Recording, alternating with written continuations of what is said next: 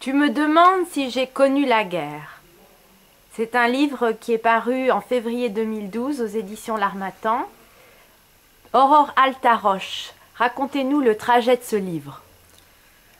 Donc j'ai commencé à écrire ce livre il y a 2 ans, en mars, à la suite d'une question qui m'avait été posée et puis qui m'est revenue de façon lancinante. Est-ce que j'ai connu la guerre? Et sans doute parce que c'était le mois de mars et que c'était la date où mon frère était parti en Algérie, comme appelé, que j'ai commencé à écrire. J'ai commencé à écrire ce souvenir de mon frère partant en Algérie. Et de fil en aiguille, ce récit en a appelé d'autres, qui étaient la mémoire familiale et la mémoire des gens autour de moi depuis la guerre de 14, depuis la Seconde Guerre mondiale et ensuite de nombreuses autres guerres qui m'ont été rapportées ou que j'ai pu lire aussi dans différents récits. La guerre est le fil conducteur. Quelle est son influence sur l'héroïne de ce livre? L'influence de la guerre, d'abord, c'est la destruction. C'est la destruction des êtres, que ce soit d'un point de vue physique, lorsqu'ils sont directement dans la guerre, mais la destruction psychologique aussi, parce que je me suis rendu compte, par exemple, que dans la mémoire familiale, il y a un grand-oncle qui s'est suicidé. En fait, il avait fait la guerre de 14-18, il en était revenu, mais complètement traumatisé. Et à la déclaration de la guerre de 39-45, eh bien, il s'est suicidé à ce moment-là. Parce qu'il ne voulait pas revoir, je pense, ces drames et ces horreurs de la guerre. Et selon vous, comment surmonter ces souvenirs douloureux?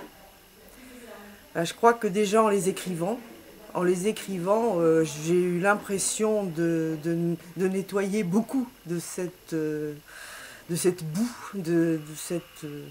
ces choses terrifiantes. Et puis ensuite, eh bien, c'est de lutter pour qu'il n'y ait plus de guerre. Ça, c'est peut-être illusoire, mais en tout cas, il faut le faire. Et essayer autant que possible qu'il y ait une conscience humaine de la paix. Vous êtes aussi la directrice de collection de la collection Accent Tonique, qui est une collection en poésie. Et donc l'écriture joue un grand rôle pour vous. Parlez-nous de cette collection de poésie qui comprend déjà 46 livres.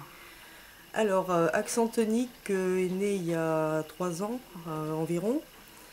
Et là, j'ai eu envie justement de pouvoir publier les textes que j'aimais et aussi les directions de réflexion qu'il peut y avoir en poésie.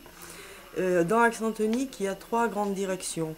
Il y a d'une part le fait que je privilégie la voix des poètes femmes, parce que je trouve que ce sont un peu les laissés pour compte, mais également de la poésie qui vient du monde entier, parce que j'ai publié aussi bien un poète du Népal qu'un poète du Pérou ou d'Argentine.